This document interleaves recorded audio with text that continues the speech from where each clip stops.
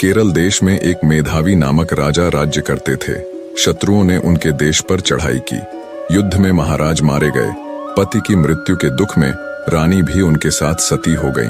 राजा का इकलौता पुत्र चंद्रहास अभी 5-6 साल का ही था। दाई ने चुपके से उन्हें नगर से निकाला और कुंतलपुर ले गई। वह स्वामी भक्ता दाई मेहनत मजदूरी करके राजकुमार का पालन पोषण करने लगी। चंद्रहास बड़े ही सुंदर थे और बहुत सरल तथा विनयी थे। गांव के सभी स्त्री पुरुष ऐसे भोले सुंदर बालक से स्नेह करते थे। कहते हैं, जो अनाथ हो जाता है, जिसका कोई नहीं होता, उसके स्वयं भगवान होते हैं। उन्हीं की कृपा से एक दिन नारद जी घूमते हुए कुंतलपुर पहुंचे। बालक को एक शालग्राम की मूर्ति देकर नाम मंत्र बता गए। नन्हा बालक देवर्षि की कृपा से हरिभक्त हो गया। अब जिस समय वह अपने आप को भूलकर अपने कोमल कंठ से प्रभु गान करते हुए नृत्य करता, देखने वाले मुग्ध हो उठते। कुंतलपुर के राजा परम भगवद भक्त एवं संसार के विषय से पूरे विरक्त थे। विरक्त यानी भोग विलास से दूर रहने वाला। उनका कोई पुत्र नहीं था, केवल चंपक मालिनी नाम की एक कन्या थी। महर्षि गालव को राजा ने अपना गुरु बनाया था और गुरु के उपदेशानुसार वे भगवान के भजन में ही लगे रहते थे। राज्य का पूरा प्रबंध मंत्री धृष्ट बुद्धि करता था। मंत्री की अलग से भी बहुत बड़ी संपत्ति थी। राजा तो भगवत भक्ति में रहते थे, तो एक प्रकार से कुंतलपुर के शासक मंत्री धृष्ट बुद्धि ही थे। उनका मदन नाम का योग्य पुत्र था, जो उनकी राज कार्य में सहायता करता था। मंत्री धृष्ट बुद्धि की विषया नाम की एक अति सुंदर कन्या भी थी। मंत्री की रुचि केवल राज कार्य और धन एकत्र करने में ही थी, किंतु उनका पुत्र मदन भगवान भक्त था। वह साधु संतों की सेवा करता था। इसीलिए मंत्री के महल में जहां विलास तथा राग रंग चलता था, वहीं कभी कभी संत भी एकत्र हो जाते थे। भगवान की पावन कथा भी होती थी। इन कार्यों में रुचि न होने पर भी मंत्री धृष्ट बुद्धि अपने पुत्र के कारण कुछ न बोलते। एक दिन मंत्री के महल में ऋषि गण बैठे थे। भगवान की कथा हो रही थी। उसी समय सड़क पर भवन के सामने से भगवान नाम कीर्तन करते हुए चंद्रहास बालकों की मंडली के साथ निकले।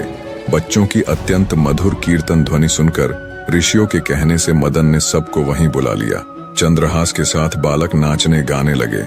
मंत्री धृष्ट बुद्धि भी इसी समय वहां आ गए। मुनियों ने तेजस्वी बालक चंद्रहास को तन्मय होकर कीर्तन करते देखा तो वे मुग्ध हो गए। कीर्तन समाप्त होने पर स्नेहपूर्वक समीप बुलाकर ऋषियों ने उन्हें बैठा लिया और उनके शरीर के लक्षणों को देखने लगे। ऋषियों ने चंद्रहास के शारीरिक लक्षण देखकर धृष्ट बुद्धि से कहा, मंत्रिवर, तुम इस बालक का प्रेम पूर्वक पालन करो, इसे अपने घर रखो। यही तुम्हारी संपूर्ण संपत्ति का स्वामी तथा इस देश का नरेश होगा। एक अज्ञात कुलशील राह का भिखारी बालक मेरी संपत्ति का स्वामी होगा। यह बात धृष्ट बुद्धि के हृदय में तीर सी लगी। वे तो अपने लड़के को राजा बनाने का स्वप्न देख रहे थे।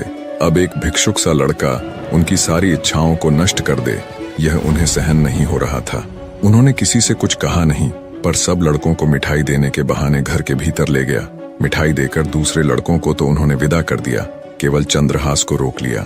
एक विश्वासी वधिक को बुलाकर उसे चुपचाप समझाकर पुरस्कार का भारी लोभ देकर उसके साथ चंद्रहास को भेज दिया। चंद्रहास ने जब देखा कि मुझे यह सुनसान जंगल में रात के समय लाया है, तब इसका उद्देश्य समझकर कहा, भाई तुम मुझे भगवान की पूजा कर लेने दो, तब मारना। वधिक ने अनुमति दे दी। चंद्रहास ने शालग्राम जी की मूर्ति निकालकर उनकी पूजा की और उनके सम्मुख गदगद कंठ से स्तुति करने लगा। भोले बालक का सुंदर रूप, मधुर स्वर तथा भगवान की भक्ति देखकर वधिक की आंखों में भी आंसू आ गए। उसके हृदय में एक निरपराध बालक को मारने की बात सोचकर एक टीस उठी, परंतु उसे मंत्री का भय भी था। उसने देखा कि चंद्रहास के एक पैर में 6 अंगुलियां हैं। वधिक ने तलवार से जो एक अंगुली अधिक थी उसे काट लिया और बालक को वहीं छोड़कर वह लौट गया। वधिक ने महल जाकर जब धृष्ट बुद्धि को वह अंगुली दिखाई तो वह अंगुली देखकर बहुत प्रसन्न हुए। उन्हें लगा कि अपने बुद्धि कौशल से ऋषियों की अमोघ वाणी मैंने झूठी कर दी। कुंतलपुर राज्य के अधीन एक छोटी सी रियासत थी, चंदनपुर। वहां के नरेश कुलिंदक किसी कार्य से बड़े सवेरे वन की ओर से घोड़े पर चढ़े जा रहे थे। तभी एकाएक उनके कानों में बड़ी मधुर भगवान नाम कीर्तन की ध्वनि पड़ी। कटी अंगुली की पीड़ा से भूमि में पड़े पड़े चंद्रहास करुण कीर्तन कर रहे थे। राजा ने कुछ दूर से बड़े आश्चर्य से देखा कि एक छोटा देव कुमार जैसा बालक भूमि पर पड़ा है। उसके चारों ओर अद्भुत प्रकाश फैला है। राजा की कोई संतान नहीं थी। उन्होंने सोचा कि भगवान ने मेरे लिए ही यह वैष्णव देवकुमार भेजा है। घोड़े से उतरकर बड़े स्नेह से चंद्रहास को उन्होंने गोद में उठाया, उनके शरीर की धूल पोंछी और उन्हें अपने राजभवन में ले आए। चंद्रहास अब चंदनपुर के युवराज हो गए। यज्ञोपवीत संस्कार होने के पश्चात गुरु के यहाँ रहकर उन्होंने वेद, वेदांग तथा शास्त्रों का अध्ययन किया। राजकुमार ने अस्त्र शस्त्र चलाना तथा नीति शास्त्र आदि सीखा। अपने सद्गुणों से वे राज परिवार के लिए प्राणों के समान प्रिय हो गए। समय बीतने के साथ राजकुमार चंद्रहास अब एक हट्टा कट्टा सुंदर नौजवान बन चुका था। राजा कुलिंदक ने अब उन्हीं पर राज्य का भार छोड़ दिया। राजकुमार चंद्रहास के प्रबंध से छोटी सी रियासत हरिगुण गान से पूर्ण हो गई। राज्य में अब कोई दुखी नहीं था। चंदनपुर रियासत की ओर से कुंतलपुर को 10,000 स्वर्ण मुद्राएं कर यानी टैक्स के रूप में प्रतिवर्ष दी जाती थीं। अब की बार चंद्रहास ने उन मुद्राओं के साथ और भी बहुत से धन रत्नादि उपहार भी भेजे। धृष्टबुद्धि ने जब चंदनपुर राज्य के ऐश्वर्य एवं वहां के युवराज के सुप्रबंध की बहुत प्रशंसा सुनी, तब वो स्वयं वहां की व्यवस्था देखने चंदनपुर गए। राजा कुलिंदक तथा राजकुमार ने उनका खुले हृदय से स्वागत किया। यहाँ आकर जब धृष्टबुद्धि ने चंद्रहास को देखा तो वो उसके तेज से ही पहचान गया कि ये तो वही बालक है, ये बच कैसे गया। उनका हृदय व्याकुल हो गया। एक बार फिर मंत्री धृष्टबुद्धि ने राजकुमार को मारने का षड्यंत्र रचा और एक पत्र देकर कहा, युवराज, बहुत ही आवश्यक काम है और दूसरे किसी पर मेरा विश्वास नहीं। तुम स्वयं यह पत्र लेकर कुंतलपुर जाओ और ध्यान रहे मार्ग में पत्र खुलने न पाए, कोई भी इस बात को न जाने। इसे सीधे मदन को ही देना। चंद्रहास घोड़े पर चढ़कर अकेले ही पत्र लेकर कुंतलपुर को चल पड़े। दिन के तीसरे पहर वे कुंतलपुर के पास वहां के राजा के बगीचे में पहुंचे।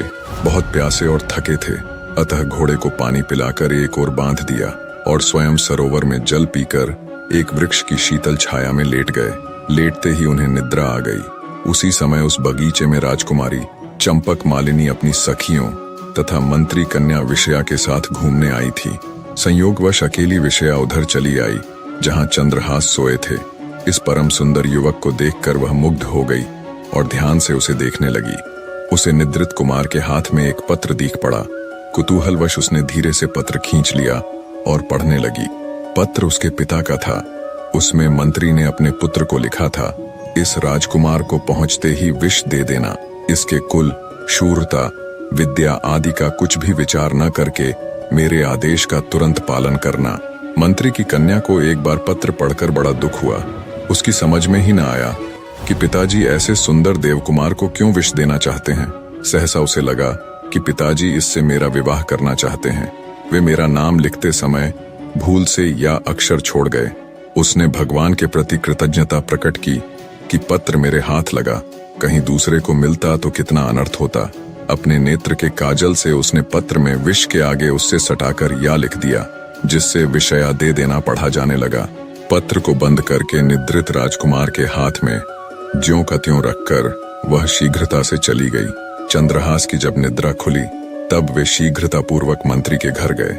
मंत्री के पुत्र मदन ने पत्र देखा और ब्राह्मणों को बुलाकर उसी दिन गोधूली मुहूर्त में चंद्रहास से उन्होंने अपनी बहन का विवाह कर दिया। विवाह के समय कुंतलपुर नरेश स्वयं भी पधारे। चंद्रहास को देखकर उन्हें लगा कि मेरी कन्या के लिए भी यही योग्य वर है। उन्होंने चंदनपुर के इस युवराज की विद्या, बुद्धि, शूरता आदि की प्रशंसा बहुत सुन रखी थी। अब राजपुत्री का विवाह भी चंद्रहास से करने का उन्होंने निश्चय कर लिया। धृष्टबुद्धि 3 दिन बाद लौटे। वहां की स्थिति देखकर वे क्रोध के मारे पागल हो गए। उन्होंने सोचा, भले मेरी कन्या विधवा हो जाए, पर इस शत्रु का वध मैं अवश्य करा के रहूंगा। द्वेष से अंधे हुए हृदय की यही स्थिति होती है। अपने हृदय की बात मंत्री ने किसी से नहीं कही। नगर से बाहर पर्वत पर एक देवी का मंदिर था। धृष्टबुद्धि ने एक क्रूर वधिक को वहां यह समझाकर भेज दिया कि जो कोई देवी की पूजा करने आए उसे तुम मार डालना। मंत्री ने चंद्रहास को कहा कि अब तुम मेरे दामाद हो गए हो।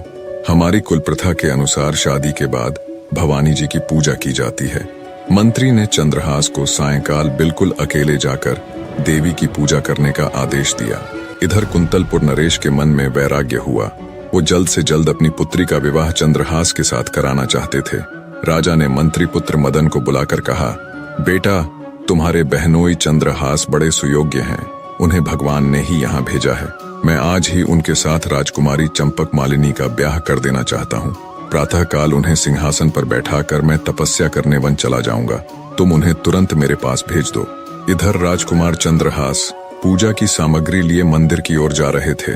तभी मंत्री पुत्र मदन राजा का संदेश लिए बड़ी उमंग से उन्हें मार्ग में मिले। मदन ने पूजा का पात्र यह कहकर स्वयं ले लिया कि मैं देवी की पूजा कराता हूँ। आपको महाराज ने तुरंत बुलाया है। और चंद्रहास को उसने राजभवन भेज दिया।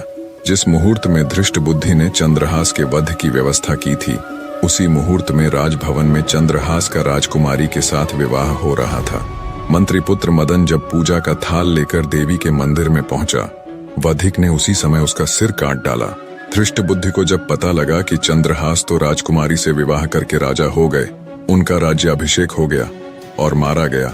मेरा पुत्र मदन, तब व्याकुल होकर वे देवी के मंदिर में दौड़े गए। पुत्र का शरीर देखते ही शोक के कारण उन्होंने तलवार निकालकर अपना सिर भी काट लिया। संयोगवश धृष्ट बुद्धि को उन्मत्त की भांति दौड़ते समय राजकुमार चंद्रहास ने देख लिया था। वे भी तुरंत अपना घोड़ा ले उसी दिशा में चल दिए जिधर कुछ समय पहले ही उसका ससुर मंत्री धृष्ट बुद्धि गया था। वे तनिक देर में ही मंदिर में आ गए। सारा माजरा समझ अपने लिए दो प्राणियों की मृत्यु देखकर चंद्रहास को बड़ा क्लेश हुआ। उन्होंने निश्चय करके अपने बलिदान के लिए तलवार खींची। उसी समय मां भवानी साक्षात प्रकट हो गईं। उन्होंने कहा, बेटा, यह धृष्ट बुद्धि बड़ा दुष्ट था और सदा तुझे मारने के प्रयत्न में लगा रहता था। इसका पुत्र मदन सज्जन और भगवत भक्त था, किंतु उसने तेरे विवाह के समय तुझे अपना शरीर दे डालने का संकल्प किया था। अतः वह भी इस प्रकार उड़न हुआ। अब तू वरदान मांग। चंद्रहास ने हाथ जोड़कर कहा, माता, आप प्रसन्न हैं तो ऐसा वर दें जिससे श्री हरि में मेरी अविचल भक्ति जन्म जन्मांतर तक बनी रहे और इस धृष्ट बुद्धि के अपराध को आप क्षमा कर दें। मेरे लिए मरने वाले इन दोनों को आप जीवित कर दें। देवी तथास्तु कहकर अंतर्ध्यान हो गई। धृष्ट बुद्धि और मदन तुरंत उठ खड़े हुए। सारे वृतांत का पता चलने पर मंत्री धृष्ट बुद्धि राजकुमार चंद्रहास के पैरों में गिरकर माफी मांगने लगा। राजकुमार चंद्रहास ने उन्हें उठाया और अपने हृदय से लगा लिया। मंत्री अब पूरी तरह बदलकर भगवान के परम भक्त हो गए। मदन तो भक्त था ही, उसने चंद्रहास का बड़ा आदर किया। सब मिलकर सानंद घर लौट आए। निष्कर्ष, माफी, दया और भक्ति जीवन के असली मूल्य हैं, जो इंसान को उसकी आंतरिक शक्तियों से जोड़ते हैं और उसे उन्नति की ओर ले जाते हैं। वीडियो पसंद आई हो तो लाइक जरूर करना। आप भी अगर मेरी तरह वीडियो बनाना सीखना चाहते हैं, ट्रू वर्ड्स चैनल को ज्वाइन करके ट्रू वर्ड्स परिवार का हिस्सा बने। धन्यवाद।